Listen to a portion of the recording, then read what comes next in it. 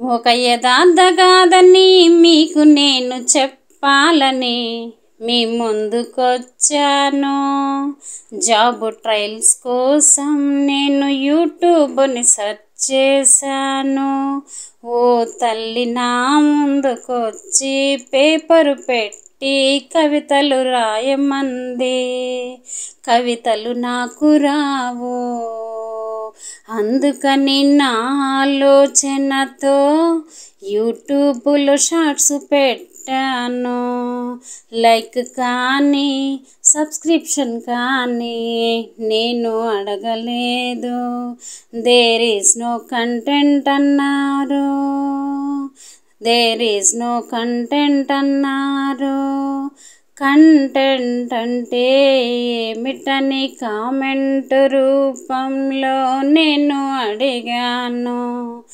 ఏదైనా మనం చెయ్యాలనుకుంటే మరలా వెనకకి వెళ్ళాలి. ఇది అంతా కాదని పార్ట్ టైం జాబ్ కోసం నేను అడుగు బయట పెట్టాను. చేరవలసిన గమ్యానికి నేను చేరలేకపోయాను. ఓ తండ్రి చెంతకు నేను చేరాను. వేస్ట్ పేపర్స్ నాకు కావాలని, పిల్లలకు బొమ్మలు నేను చెయ్యాలని నేను అడిగాను. బండిల్ వైట్ పేపర్స్ నాకు ఇచ్చాడు. పేపరు తెచ్చి రాతలు రాశాను. నా తల రాత మార్చడానికి ఈ తండ్రి ముందుకి వచ్చాడు. యథార్థగాథ అయిన కృష్ణయ్య రాతను నేను రాశాను. కంటెంట్ అన్నారు. నా ధ్యేయం నాకు 2 పిల్లలు, వారి చదువులు. నా దగ్గరకొచ్చే పిల్లలు కిలోమీటర్ దూరంలో ఉన్నారు.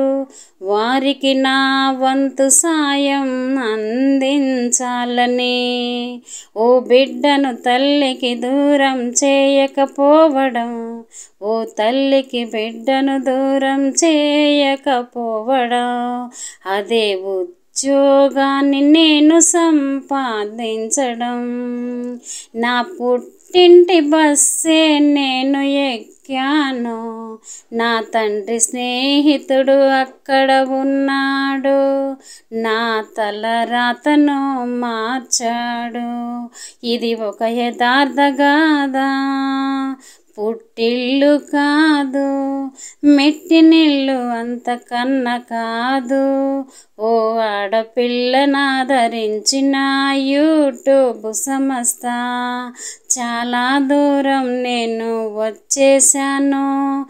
ఏది తప్పు ఏది ఒప్పన్నది నాకు అర్థం కాలేదు. యూట్యూబ్ ఆ రోజు నన్ను ఆదరించుకుంటే ఇన్ని లీలలు మీకు నేను చెప్పేదాన్ని కాదేమో. ఎన్నోసార్లు ముందుకి రమ్మన్నారు. ప్రతి విషయం మీకు చెప్పాలని మీ ముందుకి వచ్చిన అన్ని విషయాలు నేను చెప్పలేను. నా ఆయుధం పాటయ్యింది. నా పాట రూపంలో మీకు నేను విన్నవించుకుంటున్నాను. శివుని ఆజ్ఞ లేనిదే చీమైన కుట్టదని, శివుని ఆజ్ఞ లేనిదే చీమైన కుట్టదని నా రెండో పాట ఉదయకాళేశ్వరుని పాట. ఇది నా యథార్థ గాథ.